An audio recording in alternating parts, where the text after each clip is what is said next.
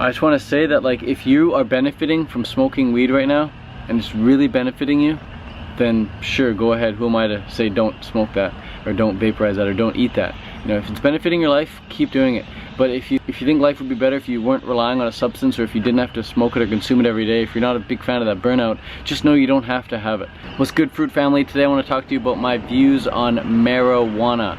Do I smoke it? Did I smoke it? Do I suggest people smoke it? Do I think other raw vegans smoke it? Let's get into all those things right here. Fruitarian, living lifestyle, learn about the benefits, and start now. Eating from the vine and feeling divine. Fruit living with nature's design. First things first, I definitely used to smoke it. I think I started smoking it around age 15. I stopped around age 19. Right around the time I was getting into Fruitarianism, I also stopped smoking it. I got into vaporizing it a bit. Then I started taking the edibles, like the THC pills and the CBD pills, and I just stopped it altogether. I definitely still have consumed it sometimes in the past, since being raw vegan, since being fruitarian, but it sucked every single time. Maybe done it 4 or 5 times since being raw vegan. I've hated it every single time. But before, it's so strange because before, it was my life. Like, weed was my life. I identified with weed. I wanted to change my initials from TJC, Ted James Carr, to THC. I wanted to change my middle name to Herb, Theodore Herb Carr, Ted Herb Carr, just so I could have the same initials as as THC, man, the active component of weed. I loved it so much I wanted to name myself after it. And I didn't go to sleep a single night without it. I smoked it every single night right before bed, a little bowl. And one time actually, I hid my bowl. I was super stoned. I thought I heard my parents upstairs, coming downstairs, so quickly hid my bowl somewhere. The next night, I go to smoke. I was like, I can't find my bowl. I was just freaking out. I couldn't find my bowl. How am I supposed to sleep? I can't find my bowl. Then I started sniffing, and I could smell that dank smell of this old bowl, or the old bowl, but the bowl from last night. I could just smell that, like that roach smell, you know? Sniff. And it was my drawer, and in my drawer, I pull up my drawer, I'm like, it's not in my drawer, I don't see it anywhere. Keep sniffing, it's in a little sock. I put it in a little sock. I sniffed it out through my sock. So my senses became so heightened because I needed the drug so much. I was so dependent on the drug to fall asleep. And one day I tried to quit weed altogether. I was like, you know what? I hate being so reliant on this drug. Let's try and get rid of it. Let's try and get off it altogether. And I just went cold turkey like that. It didn't work. Didn't sleep that night. I remember watching beatboxing videos all day long all night long, I should say, all morning long on YouTube. Videos like Rocks for Loops and videos like ZD. When I first started getting into beatboxing, I watched that all night long. Went to school the next day, hadn't slept. Went back the next night into my room again, and I was like, I'm not gonna smoke it, man. I went one night, I'm not gonna smoke it again. This night I should for sure fall asleep. But no, man, my stress level was so high because I just quit cold turkey like that, and I couldn't sleep. So I went 2 days, absolutely no sleep. The third night I ended up falling asleep, I think around like 4 AM or something. Just brutal, man. Hardly getting any sleep. Walking around like a zombie at school. Felt like I was in Fight Club. Didn't want to tell anyone that I was in Fight Club, so I didn't say anything. Didn't want to tell anyone I was quitting weed, so I didn't say anything. But after that third night, I was like, screw this, man. Like, I've pat myself on the back. I've gone to 3 nights. I'm just gonna go back to smoking it again. So later that night, little bowl, immediately just conked out right to sleep. Super high. And how did I get into smoking weed? Well, I happened to get into smoking weed when I was watching the OC with, you know, Marissa Cooper, Seth, and Ryan, and Summer. You know, I watched the OC quite a bit. And one night in the OC, I remember Seth was smoking weed in his room. I found something in your drawer. You're not mad? Oh no, I'm mad. I'm livid. Not about the pot, because, I mean, whatever, it's pot, right? And while Marissa and I were hotboxing Luke's car, you were at home making a manger for Captain Oates out of Lincoln Logs, so you were a late bloomer, and I get that. Actually, this wasn't when I started getting into weed, but this is when I started getting to smoking weed, like, privately and secretly and in my room. Seth's, like, had some weed in his closet or something, and he pulled it out and smoked it, and I was watching that, and I got so inspired. Later that night, I wanted to think, hey, is it possible for me to smoke weed in my room? So I went back to my room, and I had mono at the time. This was probably like 18 years old. I had the mono disease, or monovirus or something. Not a disease, it's a virus. And I was so itchy, like everything was so itchy because I was on antibiotics. You're not supposed to take antibiotics when you're in mono. You get all sorts of crazy side effects. But anyways, I was taking antibiotics, and I was so itchy. So then I just smoked some weed, boom, the itch went away like that, and then I fell asleep. So I totally understand why some people who have chronic pain, like chronic back pain or chronic headaches or chronic like aching bones or something, they take marijuana instead of taking Advil, or instead of taking like T3s or, you know, some other strong medical painkillers, they smoke marijuana instead. I totally understand, I totally get that. That's definitely what got me into smoking on a regular basis. And for me, even when I was like super nauseous, like I'd be hungover, for example, I'd be in bed hungover, the thought of eating like a bagel or pizza would make me want to vomit, and I'd roll out of bed, smoke a little weed, immediately go upstairs, have a bagel, have some pizza. So it would take away nausea as well. So I totally understand people with cancer, they're constantly nauseous, they just smoke a little weed, the cancer or the nausea goes away. But even some people, they say they're reversing cancer by taking like THC oil or CBD oils as well. It shrinks the tumor size, and I reckon that's because the stress level goes down, and when the stress level goes down, the body can heal itself a lot easier. But I don't think, for me as a raw vegan these days, that I need to rely on a substance for anything. I'd rather rely on myself. I'd rather rely on fresh air, some deep breathing exercises like to calm myself down like that. I'd rather rely on meditation. I'd rather rely on exercise. I'd rather rely on conversations with friends. I'd rather rely on sweet, fresh, ripe, ripe, juicy fruit. I'd rather rely on creative expression like I'm doing here on YouTube. I just don't want to rely on a substance. Not only that, but once you go raw vegan, once your body gets really clean, like once you start cleaning up your body, you can't handle any filth, and smoke is filth. And it puts your body into such a high state for like those, you know, 20-30 minutes when you're stoned, and afterwards you have the extreme come down, and I hated feeling that come down as well. So not only the smoke, but just the burnout phase, the come down is so strong. I don't like it at all. The other thing is that I don't have any issues that I'd like to overcome with weed anymore. All the issues that I once used weed to overcome, I no longer have. As a raw vegan too, when I was getting into raw veganism and fruitarianism, I was definitely smoking it a bit at the beginning, just old habits, they trickle off. And then I started instead of smoking it, I started vaporizing it. So I just bought a vaporizer, and I would vaporize it every night before bed. And then even that, I would just slowly wean myself off. You could turn the temperature down, and each night I would turn the temperature down a little bit on the vaporizer, so it would become less and less like smoke and more just like pure like air.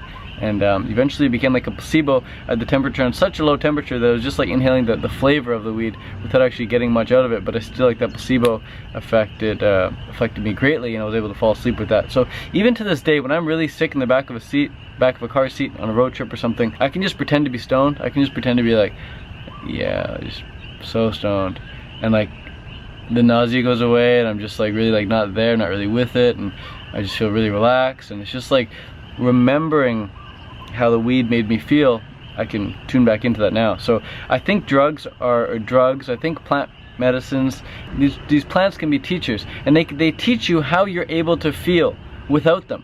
So you don't need them to feel that way. So I'm sure we can all, if you've ever gotten drunk, you can act drunk now. You know what it feels like to be drunk and stupid, and oh my god, ridiculous. Like you just act drunk, you just whatever, you know, just exaggerate, or totally exaggerating there. And if you've been stoned, I'm sure you can act stoned for a bit, you know, if you like get a hypnotist to say like you are now stoned. But if you've been stoned before, you can totally just get into it, man. You can just be fucking baked. It's so baked right now. You know, you can just get into it. And same with like mushrooms, or same with acid, LSD. I'm not sure about ayahuasca. I've never done ayahuasca. Perhaps if I've done ayahuasca, I'd be able to at least feel like I'm coming up off it or coming down off it, perhaps. But I can definitely do it with mushrooms, with LSD, even ecstasy. I've taken ecstasy quite a bit in the past, MDMA. I can definitely remember what it feels like to be high on that, and I can tune into that. I can tap into that, remembering that memory, and feel what it feels like to have everything feel so good, and just be so in love with everything that you're constantly like on the verge of crying out of gratitude, because life is just so beautiful. So in that moment, just there, those past 10 seconds, I felt like I'm like coming up on E-Man. Like it just feels so good. Like I'm rubbing my leg here. Like this is just, oh, it feels so good. But I don't need to take ecstasy to feel that way. So these plants or these medicines, they teach our body what we're capable of without them. That's why placebos work so well. Placebos work so well that even for something like a B12 deficiency, if you take a group of people with a B12 deficiency and start injecting them with placebo B12 and start giving them placebo B12 sublinguals, they start taking that, the B12 levels skyrocket. The B12 levels skyrocket. They're not even taking the B12. And same goes for pain meds, and same goes for knee surgery. If someone's knee is so messed up that they're limping around and they're like 70 years old or something, and their knee is just bunged up, you take them into the room, you put them to sleep, so they're legit asleep, you make a little cut there, and then you sew it up, but you don't do anything to the knee. You just make the cut, and then sew it up. So it makes it look like they had the knee surgery. When they wake up, you tell them they had the surgery, they start walking around like they're fine. Because they totally believe it. A belief is so powerful. Belief is so powerful that you can get high without even smoking weed. Belief is so powerful that you can be relaxed without even taking a muscle relaxant. Belief is so powerful that you can heal your body if you believe that you're healing right now. So I don't smoke weed anymore. I don't like the come down. I don't like the smoke effect. I don't like the drastic change in perception. Yeah, weed can make you very, very creative, but again, I don't need to rely on a substance to make me very, very creative. Plus, I love how I feel right now. Whenever I smoked weed, I got excited to change my mental state, to change my perceptions, to change my state of mind. Now, I don't want that at all. I've experienced that too many times on a raw vegan diet. So I'm raw vegan, and this is my state of mind. I'm really sharp, I'm really lazy. I can make YouTube videos. I can reply to emails. I don't really like replying to emails, but I can reply to emails right now. I couldn't do that when I was stoned, man. When I was stoned, it's just like baked, man. Just like thinking some deep, deep, deep thoughts. And something really interesting that I experienced a lot of growing up was, yeah, I'd get so high, I'd come up with these just amazing ideas, like these world-changing, life-changing ideas I'm sure many of you guys have, and you write them down on paper, or you like record yourself doing a voice chat of them or a video of them, and then when you come back to sober land or to reality when you're not high anymore, those ideas sound so stupid, or you have no idea how that idea is ever going to come into reality, or you just lose the inspiration altogether to make that idea a reality.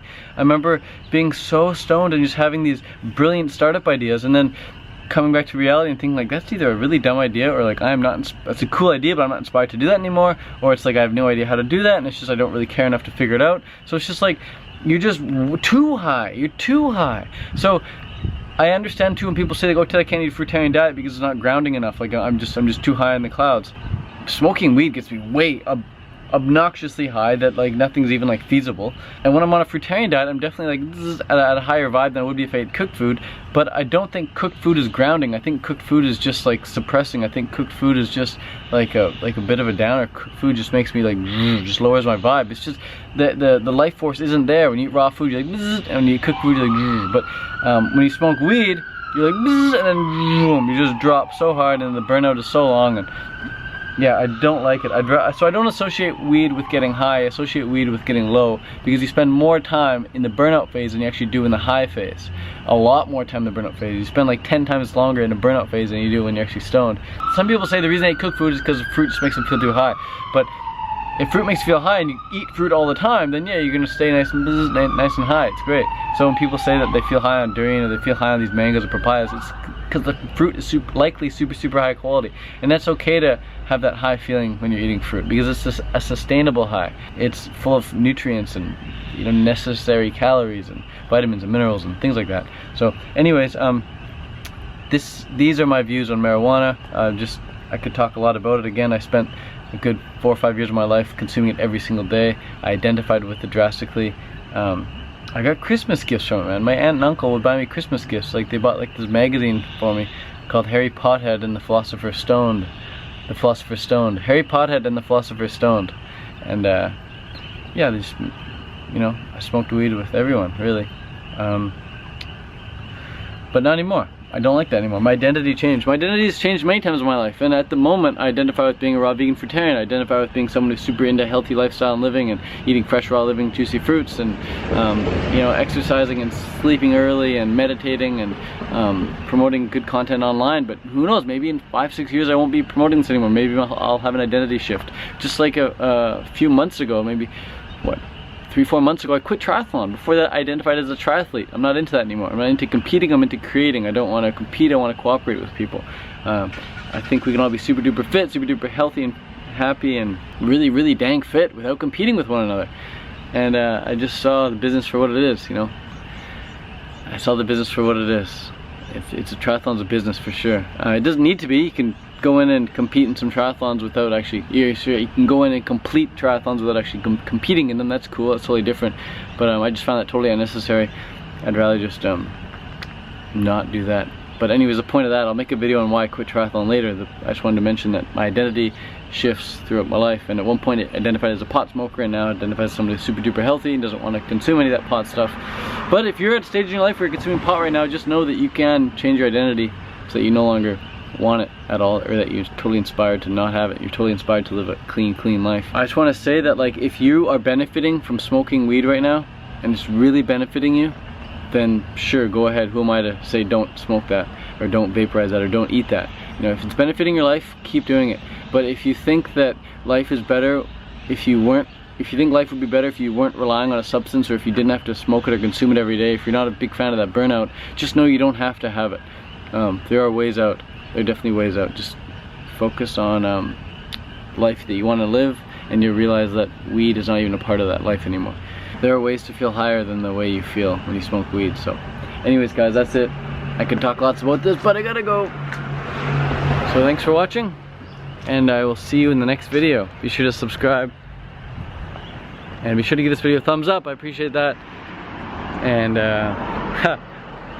comment below if you used to be a pot smoker. Say I used to be a pot smoker, but not anymore. That'd be great. Peace out.